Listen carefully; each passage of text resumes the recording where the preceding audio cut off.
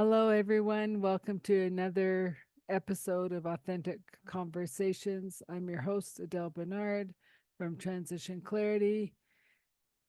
We bring these shows to you as information, understanding of different people out there. I have a love of learning, so anyone I can learn from, I feel I want to share with you. And with that being said, our guest tonight is Dr. Vesna Gu. I'm not even going to attempt her last name because I know I'm going to mess it up. But she is the founder and performance transformation expert with multi-award winning company. She is the author of a best-selling book, Stop Sabotaging Your Confidence, and co-author of Body-Mind Rejuvenation book and Game Changers, Innovation of Business book. For over 23 years, she has empowered professionals and business entrepreneurs to transform their mindsets, confidence, relationships, and personal and professional results. As a leader, game changer, and innovator in her field, Dr. Vesna is the creator of advanced behavioral change techniques and certification training of respect. As a hypnotherapy, NLP, and OT respect trainer, Dr. Vesna has run over 120 certification trainings and has trained hundreds of mental health, medical, allied health, and other practitioners and coaches in these techniques.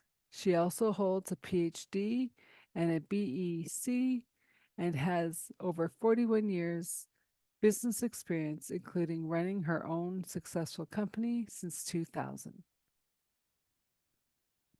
Dr. Vesna's passion for transformation and empowering others to excel both personally and professionally is reflected in the exceptional results she achieves with her clients. And with that, I am so excited to have her on the show tonight with you. And welcome, Dr. Vesna, to the show. Thank you, Adele. Looking forward to it. Yeah. So let's just, as I said, I've done your pre-show. Let's just start out with, has this always been something you were interested as a little girl, like this helping people and high performance and was that you as a little girl, so it just made sense to follow that path?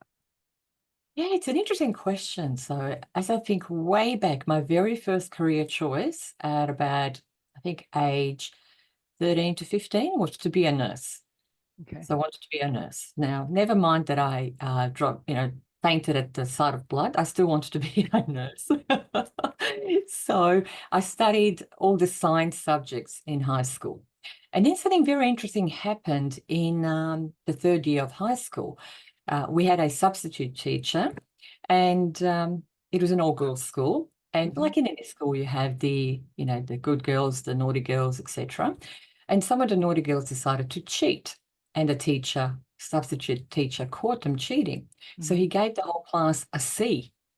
Now, I was a straight A student, and that was my first C ever. And I was devastated. I thought, no way. I blew it out of proportion. I thought, there's no way I can be a nurse. I can't pursue science. I got a C. So I changed. I made a decision to change my career choice. And I started to study economics, law, and politics. I went into more the humanity type subjects. So, Wow. yeah, because of that one incident. Yeah. Well, So, I just, okay, hang on, because yep. Mhm, that just shows, it brings back like you make plans mhm. and then God laughs and you you take a detour. Yes. And we never know what that detour is or how young we are when it starts. Okay, so you're 15, carry on. Changed everything. Yeah, so I basically completely changed my subject. And then I decided in the fourth year to be a lawyer. I thought, I'm going to be a lawyer. So I did my two work experience placements in two different law firms. And both of them gave me a whole stack of papers to or calculate the vendor statements when people are selling houses, Yep. to calculate all the costs, etc. And I thought, oh my gosh, if I have to do this day in, day out, boring, I don't want to be a lawyer. The only saving grace was that the second law firm actually sent me to watch a murder trial at our Supreme Court in the city, in Melbourne. And so that was also a bit disappointing because, you see the trials on TV and there's all this drama and, like a big show. And when you watch it in person, it's pretty boring. Yeah, very dry. So I decided, no, not going to be a lawyer. Then I thought, okay, well, what do I do now? I thought, okay, I want to study economics. So I focused on economics and politics, decided to do an economics degree at university, did some politics as well, did econometrics, which is the maths, the statistics around Mm-hmm. economics. Mm-hmm. Yeah, I did that, during my economics degree. And while at uni, this is so bizarre, so funny. While at uni, they had different companies come on campus and wanting to recruit graduates. And so Mm-hmm. they would, do a little pitch. This is why you want to work for us, etc. So I went to the Defence Forces once. I went to the Air Force, the Navy, and the military ones. And I thought, oh, I'm going to join the Defence Forces. And I thought, how great would it be to fly around the country? And then when they showed the survival training, I thought, no, that put me off. And then I thought, oh, ASIO is doing, which is our secret sort of equivalent of CIA in America, Yeah. ASIO in Australia. They're doing a talk. Oh, maybe I could be a double agent. So I went to the ASIO presentation. And then when they told us what's involved in leading a double life, I thought, no, not for me. So, and then banks came, accounting companies came, and a bank offered me a job there and then. On Wow. so, and I stayed with that bank for 13 years. I was an economist there for 9 years.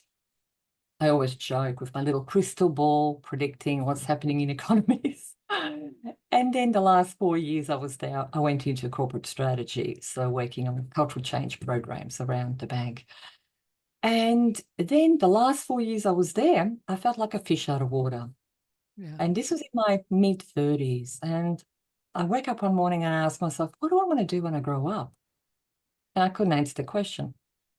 So I did a lot of soul searching, self-development, and discovered my passion is people, not numbers. So I retrained in this field, and 23 and a half years later, here I am. Well, that's fascinating Yeah. because I was in, we've quite a few similarities because I was in high school and I said, oh, I'll take the elective of law, whatever. Mhm. We end up going to the courthouse, seeing a murder trial, and I said, the evidence isn't showing it, but they got the wrong guy. And my teacher's like, how do you know that? And I go, I just know it. They got the wrong guy. The evidence is showing right and it's left or whatever, right?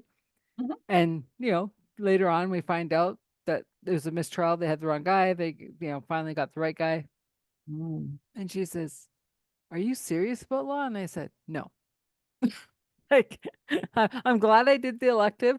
Same as biology. So we start dissecting things. I'm out. Nope. Mm. Nursing's Yeah. gone. Right. Mhm. And then it's funny how we go, well, what are we gonna do? And even now, right? Like it's like you're finding your target market. Well, what the heck does that mean? Right? Like anyone Mm. could be your target market if they want to change. But Potentially, that's yes. that's the key. Do you want Mm. to change? No. Well, then you're not my target market. Right? And Yeah. and I think it's really interesting um how you did that pivot in your career because that's even what I'm doing with with finding my clients right now is that okay, so you've done banking, you've done this, but what's your passion? Mm, yes. And that's why I think we our synchronicities are so cool because you're like, yeah, I was collecting a paycheck and it was good, Mhm. but like it's not fulfilling. Mm. And that's like that's what I'm talking about. It's like we all as people need to rise up and shine our light, Spot on. right? So Yeah. whether it's you, me, Joe, whatever, let's Hmm. get us all shining our light in our passion. Yeah. So in your forward, you talked about the different modalities. Yes. How did you just pick them or did they pick you or like how did you pick which modalities? Yeah, it's a good question. The very first self-development seminar ever that I attended was one over, I think, 2 days, a weekend, Hmm. that taught me about the subconscious mind. So just learning about the subconscious mind. And I remember that weekend, I spent the whole weekend crying in tears because it was the first time I was actually paying attention to my unconscious mind. So we decided to give me the works. Now that you're listening, here you go. Here comes And the download. Oh no. that's it. Yeah, exactly. The challenge with it was that it brought up a whole bunch of issues, but there was no resolution to the issues. Yeah. Okay. So it was useful in the sense that it created awareness. It made me aware. And then it created a desire for more. It was like, okay, now that this is going on, what do I do with it? How do I deal with it? Hmm. And that's where I started to look for different options. And, I had lots of issues to deal with. And so for me, it was important that I got resolution on that. And yeah, just talking to different people, they would suggest come to this seminar, come to this one. And it led me to the modalities I use now. Yeah. So that brings up another question for me is I've been in those rooms too, Hmm. where they've hit some buttons that you're Yes. not ready to face. You're looking around like, I don't know about in Australia, but here, like you can have 3,000 people in the room Yes. and you're looking around going, my whole world's caving in and there's not a soul that can help me. Mm. Right? See. Hmm. Like Yes. I remember being at what they called warrior camp and I said to one of the volunteers, right? I'm like, are you guys taking in processing time? Are you taking in? And they're like, what's that? Hmm. Right? Yeah. Like these people are leaving warrior camp, not even in their body because they've been traumatized with the things that are supposed to be helping them, like push their buttons to go Yeah. back to their families. Hmm. They're a shell of who they are. Yeah. Yeah, it's so important that if you're going to go somewhere or do anything and it brings up issues, it's important to then get closure on them.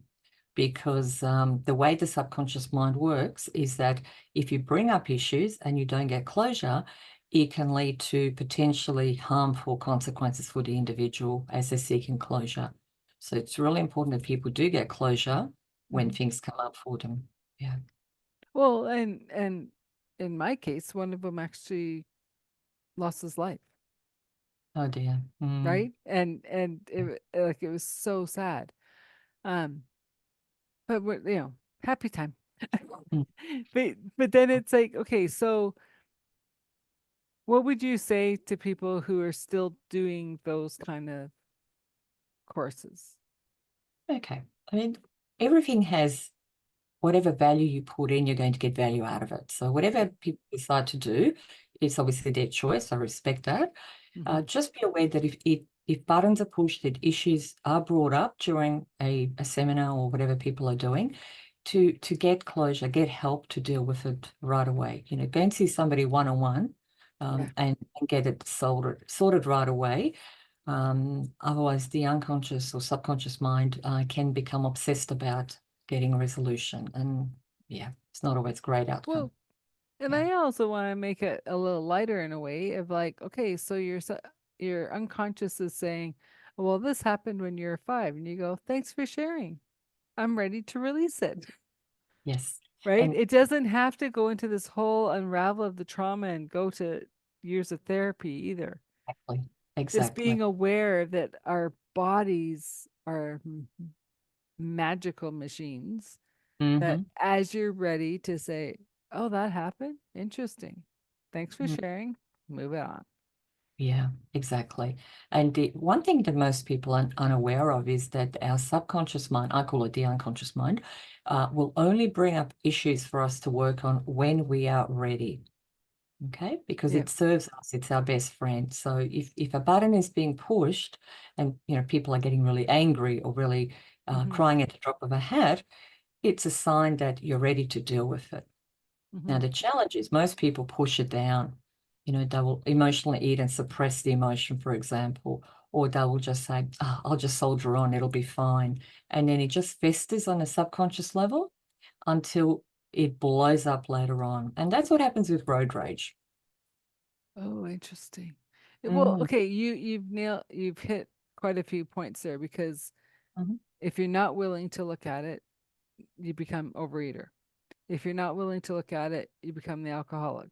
If right? Yeah, if you're Or not willing. potentially, Yeah, yeah. no, but like you're medicating, you're watching too much Netflix. You're running too much. It's whatever your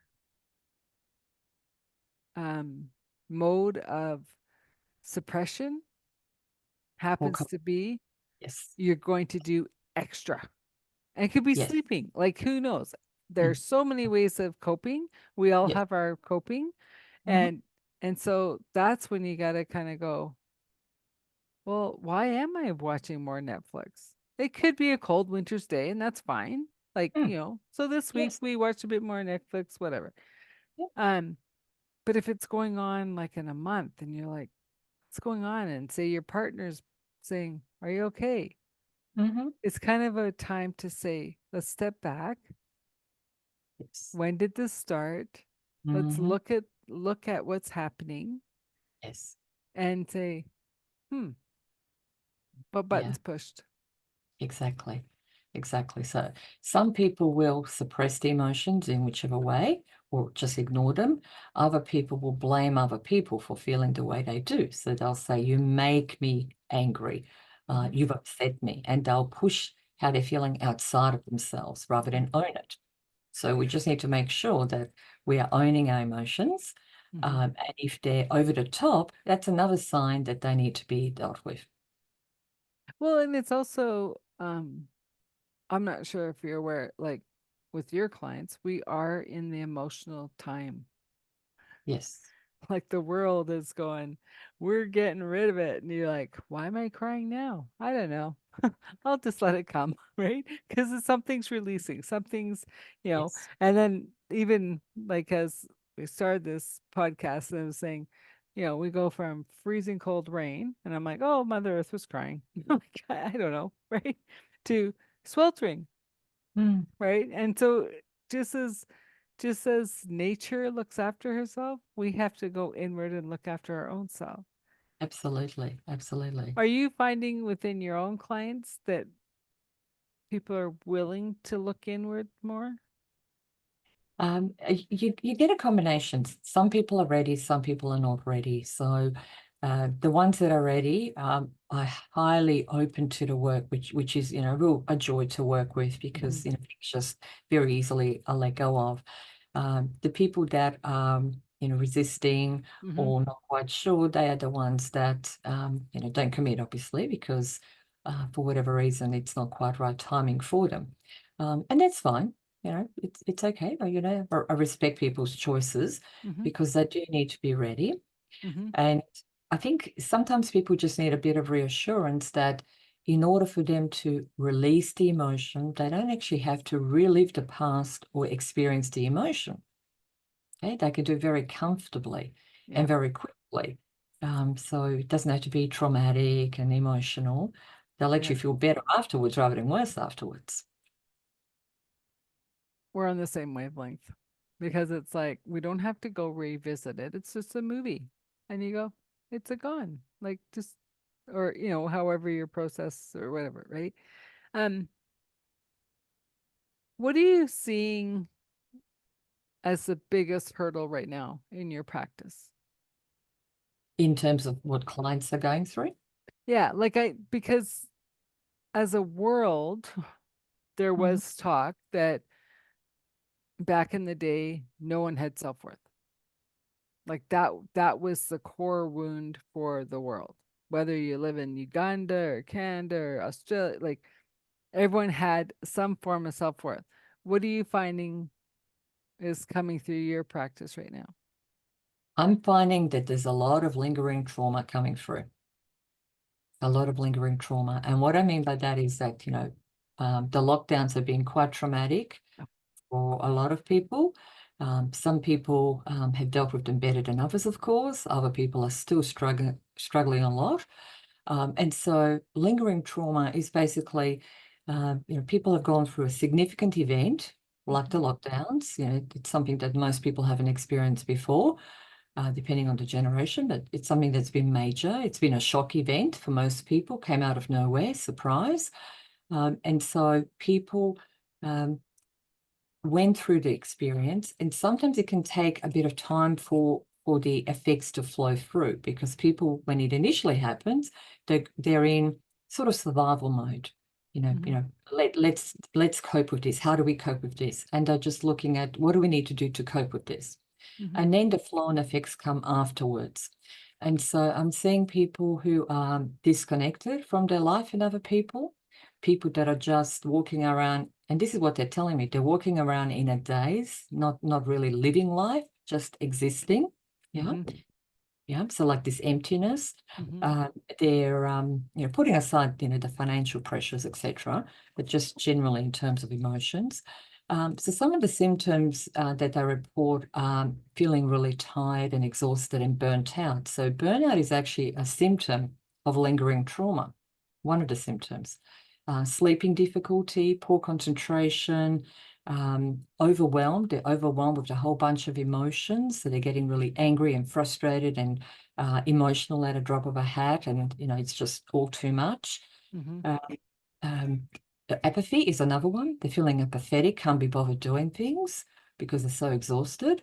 So these are some of the signs that I'm noticing, not just in the clients that I work with, but also when I network with people and talk to people, this is what they're expressing to me. Yeah. Very interesting Mm, because um that ties in perfectly what I'm noticing. And it's like, whether it's right or wrong, it's just maybe a theory I'm working on for a rabbit hole, is because we haven't had a war in our generation, mm, we are bringing it in through our DNA. And so the pandemic was kind of like our version of the war, but yet mm. the the DNA of generations came to settle in on it too, Yes, yes, yes, right? yes, And so yeah. it's this magnifying things, and you're just Mm, like yeah, like I look at these young kids that are being born now, and they're so different. mm, Yet, what are we building for them to live in? mm. Yeah.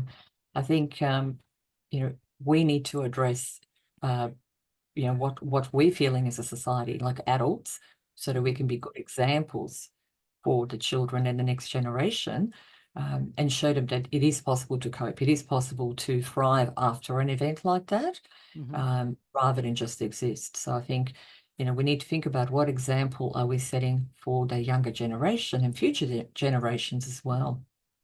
Yeah. Well, and like I've talked to many nurses and doctors and people that work with kids, and they're like, they're different.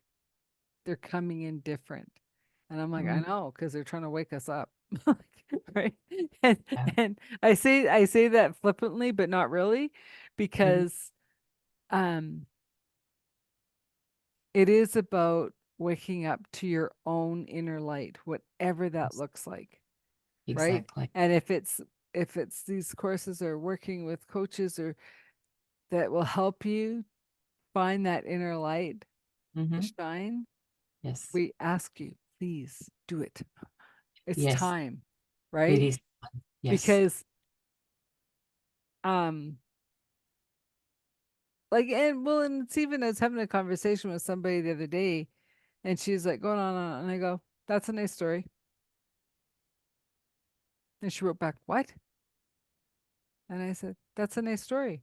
You can keep it or not keep it, but like, Mm, right?" So, what is the narrative that you keep on telling yourself of what's happening outside of yourself, yes, right? absolutely.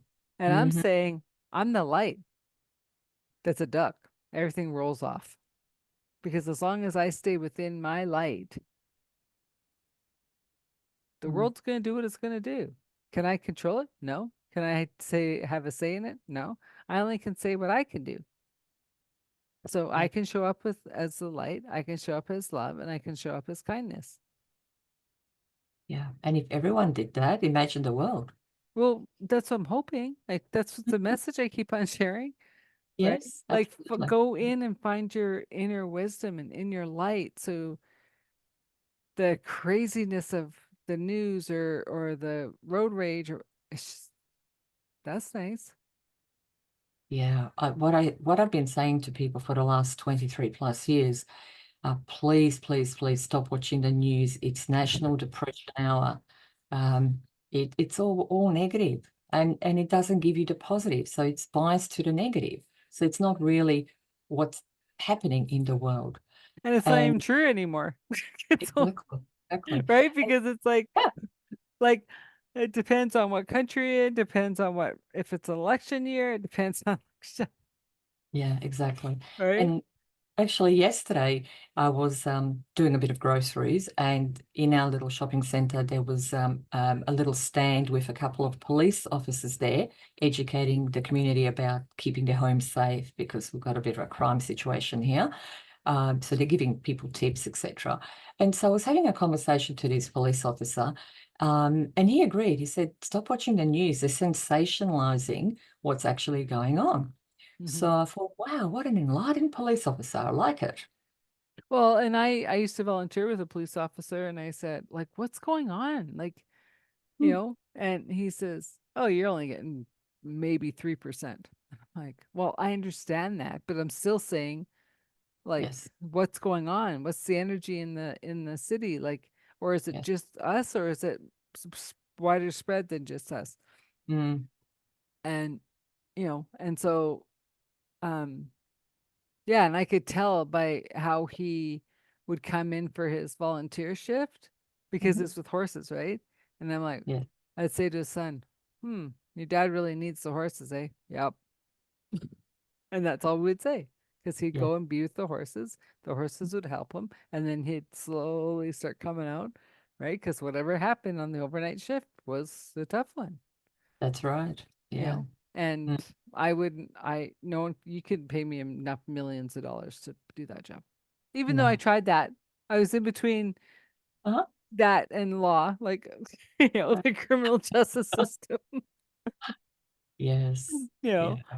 but i Mm, but i like the fact that uh I'm going back to when you're younger, about to any other person it wasn't a big deal to get a C, yes. but for you that was a pivotal moment of that's never going to happen again, Yeah. right? Did it make you Hmm. leery of people like that? A No, couple, a no, couple people could bring down the whole class like that.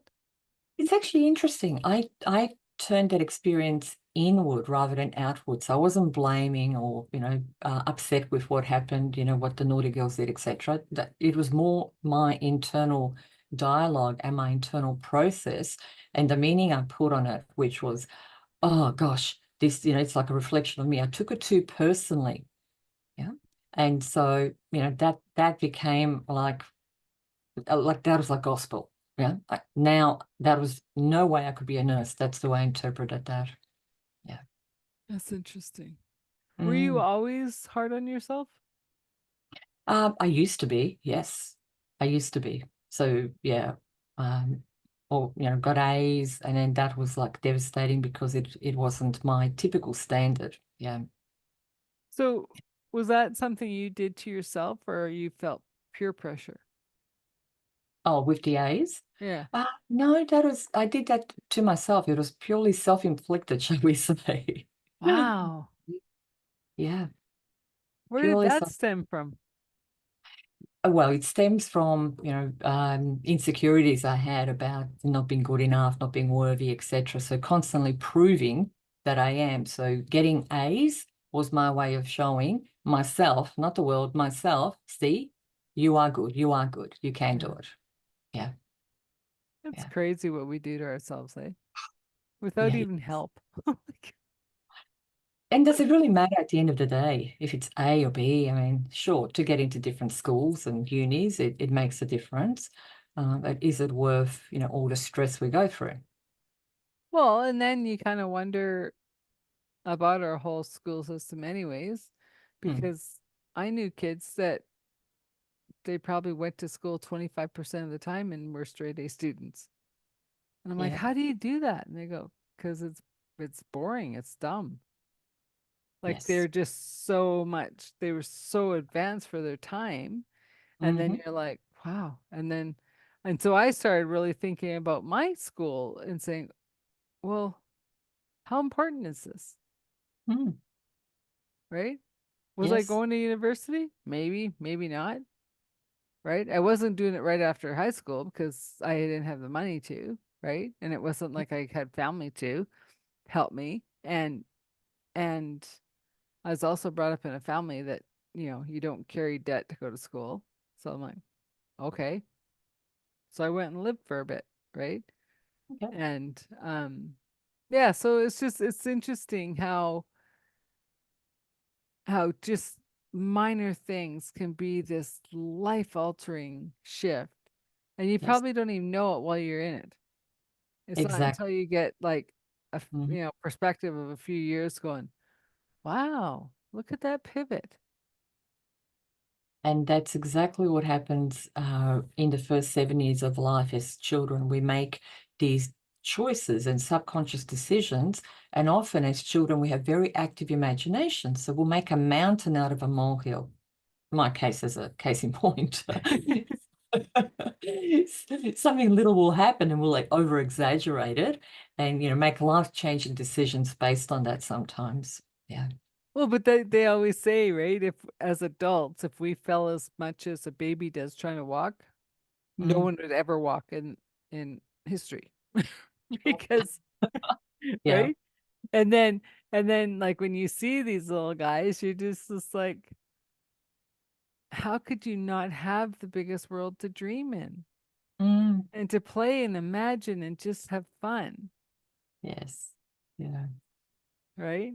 Yeah. And Fun is very important. pardon? Fun is very important. Yeah. Well, and that's the thing too, right? So that's what I've come to realize, like through even networking and stuff. It's like I'm starting to not show up to places, even though I've gotten good networks out of them. I'm like, they're just not fun. Like if I'm gonna give up an hour, Hmm. which doesn't seem like a lot, but over time that adds up to a lot of time. Does. Where's my best time spent? Exactly. And I'm like, Yes. I want to have fun. I want to learn. I want to have fun. I want to meet great people. I want to support each other. And Yes. yeah, um, I'm trying to figure out where I'm going with this next question. Um, so when you're working with clients, obviously they have to have a trust factor with you because of the work you're doing, Hmm. right? Are you finding people are more no, easier to trust because they're just done with the tape that's playing? Uh, people, uh, yeah, some people come with trust issues. I mean, Yeah, they've been burnt, so they need help with overcoming trust issues. yeah, Others are pretty good with trust. So, and it's general. It's not specific to me, of course. It's no, general. no, Yeah, yeah, part of the thing that I need to do is make sure that I create a safe, a non-judgmental environment for people very quickly, and build that environment where they can open up and feel comfortable. And I do that very quickly, very easily. And so people will tell me things, and they'll say, "Oh, wow, I've never told anyone this before. I just feel really safe with you." So that is a really, really important skill for any practitioner to have, because, we're there to help people. And if we're just working on the surface and we don't create an environment where people can really dig deep and go and express what's really going on for them, truly going on for them, we won't be really helping them in a long term. Well, and I can second that about the trust, because in one of our conversations, I was like, what? What did she say? And we were on this trajectory of this conversation. Then we went flying out the door to another trajectory. And I was just like, I still don't know what you said to do Mm, that. But I was just like, oh, this is interesting. mm, Right. And so, and it's interesting because, um, like when I'm working with new people, it's like, well, what made you decide to come to me? And they always say I hold the space. mm. Right? Great. And I'm Mm. like, well, of course, because I'm all about the house, right? I'm all about, holding that container Mhm. for whatever has to come out, whether it's tears, stress, like crying, like, or anger, like let it go. You're safe. You're not going to get hurt. There's no judgment. Yep. I'm going to hold the space in love, Mm. Yeah, you know. great. And Really. yeah, so it's just it's fascinating because, and it's funny because in networking, one of the ladies asked if I was in competition with this other person. I said, I have no competition. And Yeah, she said, agree. pardon? I said, I have no Mhm. competition. I said, people who are coming to me Mhm. won't go to her, and vice versa. Mm. And if they do, even if we did the exact same thing, Mhm. our approaches are different. Different personality. Yeah. Yeah. Right? Mhm. Like I'm Yeah. aware of this stuff you do. Mhm. I didn't choose to go further in other than, you do it on me. That's cool. Like, right? But then I have different modalities that do the same kind of work, but in its own way, Mm. Yes. right? And Yeah. so, yeah, like, and that's one thing that's really cool about this time is the internet has made the world everyone's client and Ye- helper. Yes. And Yes. Absolutely. that's a game changer. And I totally agree with you, Adele.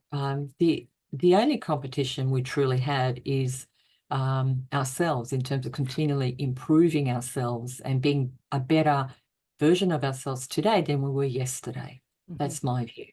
And anyone that focuses on competition, their focus is in the wrong place, I believe. So rather than focusing on other people, which is outside your control, you can't control what other people do. Focus on yourself. Focus on you. How can you be a better practitioner, a better person, a better parent, a better, whatever you want to do? Well, but I think it's also why we're so divided, Yeah. right? Because Mm, so much of growing up, and it was like who's gonna get to the top and who's gonna eat first and it's just like whatever. And yeah. then people used to say to me like, why don't you care? And I said, I care, but I'm not gonna fight about it, Mm, right? yeah. If I Yeah. really want something and Mhm. it's in my grasp to get it, yeah, I'll step over you. But really? Yeah. Is there anything that like, and I guess I've seen that working with couples is like, say someone cheated or whatever, and it's just like, well, we were kind of seeing that we weren't really meant to be together. Mhm. Yeah, maybe I was wrong. Maybe I should have said, I think we should leave before the heartache happened. But it's like, but then on the other hand, someone has to make that judgment call to say it's not working. Or before we get to this spot, let's start dating. See why Mm. we fell in love together in the first place, Yeah. Mm. right? And Yes. I remember seeing an interview with a couple. I think they were married 70 years, Oh, wow. right? Okay. Hmm. And they're like, "How'd you do it?" And they both started laughing. And he says, "Oh, some days I'd just walk out that door going, I'm never coming back." Right. And then other days she'd say, "I'm going to kill him. I'm going to kill him." But we never did it on the same day. So if he was mad at me, I loved him that day. And if he was right, and vice versa. She goes, and they said that's how we made it. Okay. We Mm. never hated each other on the same day. Well, But that worked for them. Great. I know, but it's like so simple, but yet it's so true, Mm. Yeah. right? Your partner comes home before you start going, meh, meh, it's like, find out what kind of day they had. Mm. Can they even accept any more stuff on their plate? That's Or do you right. have to table it for a couple hours or another day or something, right? Mm. Because I was even working with this one client and I said, book an appointment with your husband. Hmm. And she goes, why would I do that? And I said, because they're single minded. They're not going to catch that you talked about the kids as you walk by the room. They're not going Mm. to say here that, the car needs to go into the shop. Mm. And, and then a few weeks later, he phones and says, thank you. That saved us. Mm. Often it's quite simple, and often it's about really understanding what makes each other tick and communicating in more effective ways with each other. Hmm. I mean, sometimes there's deeper things going on, but Oh, often it's, definitely. yeah. But it's just, say it's more of the respect in the relationship of you don't know where their mind is, right? Mm. They might be like, as you say, into the accounting, right? They're Yeah. not even looking up to say Johnny has what? Like, did I Hmm. just hear somebody talk to me? That's right. Right? And Hmm. so I say it's being fair to both sides, Yes. right? If Mm. they're fit, like I need 20 minutes, to talk. Okay, 15 minutes, you'll have my undivided attention. Either way, men or women, right? Yes. Agree. Or just put it in the diary every week. Hmm. What's going on with the kids? What's going on with the house? What's going on? Like, let's just touch base. It might be a 5-minute conversation of the to do list, Hmm. or it might be an hour, but at least it's scheduled. It's not getting slammed or interfering with date night or, you know, Mm. so, Yes. Yeah. I think I was listening to some sort of video on YouTube or somewhere, and there was a couple that was referred to, and the gentleman said he doesn't want to go on holidays with his wife anymore because every time they go on holidays together, she gives him a to-do list while they're yeah, on holidays. that was Yeah. part of our last conversation.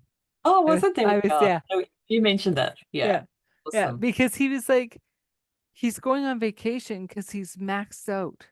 Yes, that's right. And she's like, honey. And he's like, no. Yeah. Mm-hmm. And that's how make a date. It is. Let's, like once a Mm. week, like let's figure out where the house is at, right? Because Yes. especially nowadays, I mean, the kids got 3 or 4 activities, you got activities, like you're out with the girls, like they're out with the boys, like where's our kid? I don't know. Like he's not in his room. Nope. Right? Oop. And and we've just so overscheduled, Mm. Yeah, I right? think, Yeah. yeah. Mm. And Agree. so it brings up the thing of when you're going within, like how are you going within? Is it meditation? Is it walking in nature? Is it just being by yourself in the quiet? Is it Mm. going for a drive? Like find your sweet spot. Yes. right? Very important. Mm-hmm. Yeah, like yeah, I used to do a lot of driving, and I used to just go, "Oh, it's so beautiful." And even when as a professional driver, it was so funny. And I'd hear, oh, like I'm in my sweet zone, right? Forgetting they got a full bus behind me, and all of a sudden I'll hear, "Oh, and coming up in the next kilometer, the driver, our driver's going to be taking us to the right," and I'll kind of zone back in. Got it. Because I'm just like, I'm in my sweet spot. I'm playing in my mountains. I don't care that there's nattering on behind me, right? Absolutely. But it's Yeah. just funny how the tour directors would be like, she's not with us. I'm like, I'm here, but I'm not here. Yeah. I never wasn't safe. Of course. Of course. If any of my other, past clients in the bus were listening, you know. But yeah, like it's just so, um, what would you say to someone listening to this of not necessarily stuck or whatever, but just kind of wondering, like, what's a step they could take? How do they recognize that maybe it's time to seek outside help? Yeah, great question. Okay, so I think the first step is always self-awareness. And because a lot of our behavior is subconscious, sometimes we're not consciously aware of what we're doing. Mm-hmm. So what I suggest to people is start to become consciously aware, start to pay attention. So firstly, pay attention to your thoughts. Are they positive? Are they negative? Do your thoughts hold you back from doing things, or do your thoughts encourage you from to do things? Yeah. So your Mm-hmm. thoughts, what do you say to yourself? Secondly, pay attention to the way you communicate with people. Is it effective? Are you getting the response you want back? Or are you just making a request and people are getting angry with you? Okay, so that's not necessarily working. Okay, so you need to change your approach, how you communicate with them. If people are left confused after you speak with them, again, you're not getting the outcome you're after. Okay, so Mm-hmm. what do you need to change around that? Thirdly is pay attention to your emotions. So if you find that your emotions, your buttons are being pushed, if you find like you're sitting over dinner, just an innocent conversation, and somebody says something and you overreact to them, you take it too personally, or you start to cry for no reason, or you get really angry with them, a button got pushed. Okay, so acknowledge, okay, a button got pushed. What am I going to do with it? Okay, it's my button. So am I going to deal with it or just let it keep being pushed? Yeah. Yes, it's all a choice. Yeah? And finally, your behavior. Pay attention to your behavior because your behavior will show you whether you're doing the things you want to do or not, whether you're putting things off, being distracted, etc.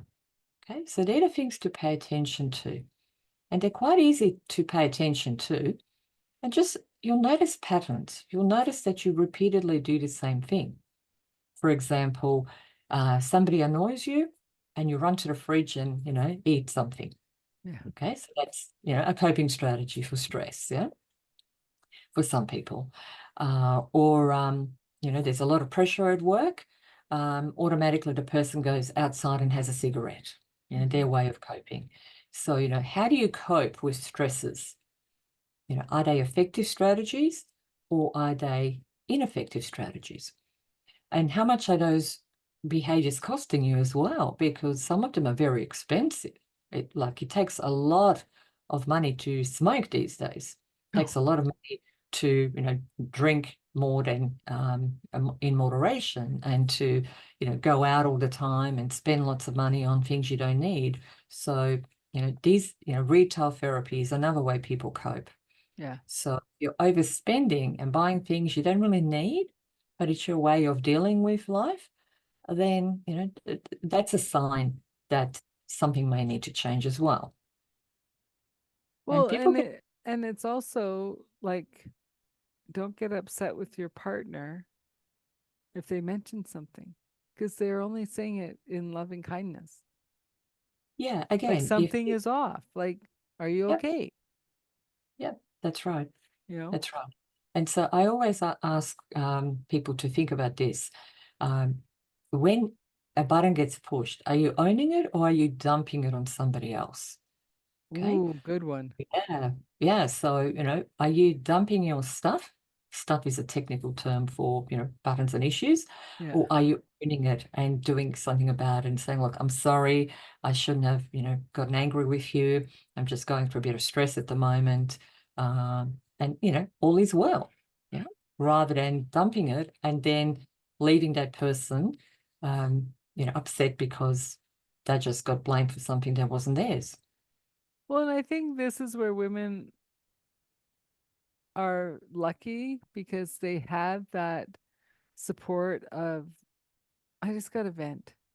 And I'm saying, but you got to do that with your partner regardless and Mhm. allow each of you to say, you know what? I just got to vent. Like, get it Yes. off your chest, right? Yes. And then if they want response, then you go, uh-huh. Like you don't add any extras, right? Until Yes. they ask, because and especially with men, like they were taught to fix. Right. Well, it's not even men, because I'm known as the fixer, right? Mm. And it's like, because it's like, someone will start talking. I'm like, am I listening to fix or help or just you're venting? I'm Yeah. venting. Perfect. I tune them out. Yeah. That's what I say to people as well. Check what people are wanting. If they just want to vent, you can just cruise. Yeah. You don't need to solve anything. Yeah. Because if you jump in and want to solve, it can make it worse. Yeah. And then it's like all buttons on every side gets pushed and you're like, Mm, I was fine and peaceful here. Like you came to me, right? that's it. But it's like, I need to vent. Sure, I'll keep working. No Yeah. big deal, right? Yeah. And Exactly. yeah, like it's just um it's, and it's funny because when I worked corporate, I had this one coworker and he like I mean he's actually still a neighbor for me, right? But he goes he'd come and he go, oh, some days you just astrobate me, and I'm like, huh, has nothing to do with me. And he goes, what are you talking about? I go, that's your stuff, has nothing to do with me. And then he just walk away, just even worse. And right, or my boss, he'd be like going to the big corporate meeting or whatever, and I'd be like, you're a general already. You can't wear a red shirt to the corporate meeting. Why not? I said, because you're too hot under the collar. No pun intended. Mm, And so I made him bring in some lighter color shirts in case he forgot what meeting he had in. hmm. And then I go, you're changing. He goes, what? And I go, you're changing. And he go, how do you know this? And I go, because I'm smart. Yeah. Right? Because then the VPs were understanding like he wasn't coming all hot under the collar and he like there was dialogue and Mm. I mean there's a whole science on it of what to Knowledge. wear, right? A Knowledge. red tie to a blue tie, totally different conversation. Yes, yes. Yeah. Psychology of color, it's very important. It reminds me of a practitioner that I knew years ago. His main focus was anger management, Hmm. and he would always wear a red jumper. And I'm thinking, that's like a red rag to a bull. Yeah. So he'd be, counseling couples in anger management and wearing red. And I'm thinking, maybe a calmer color would be easier. But or he's wearing the red to get them to get heated so they get to the issue faster. Yes, and there was a lot of screaming in that room that I heard, and a Yeah. lot of people walking out in tears and nothing resolved. So Well, unfortunately, I didn't say his method worked. I'm just saying oh, I could just understand it, right? yes, yeah, yeah, And um because it's also working with those ones that are time punchers, right? That you're mm, like you're on that crux of just getting through the biggest breakthrough and they go, time's up, see you next week. And Yes. I'm just like, oh my God, like I'm not coming back. Yeah. Right. And that's important too. Like when Mm. you're looking for whether it's a therapist, a coach, or whatever, Yes. if they put the dollar ahead of the time, Mm. they might not be your person.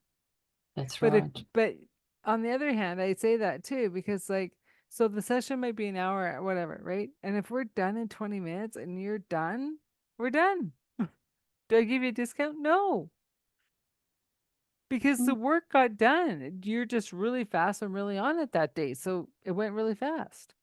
Mm. Yeah. Congratulations. Right? Yeah. And I'm sure you see that in your practice too. Like some people might just like, like they're stewing on something, and you take them through and you're just like, boom, boom, boom, boom. And they're like, oh, I feel better. Great. Bye. Yeah. Yeah. Or do You you should have anything else to bring up for the next 20 minutes of our session? Right? Yeah. Well, there's other things we end up doing. So we end up focusing on making sure that they have the skills and resources to more effectively deal with life.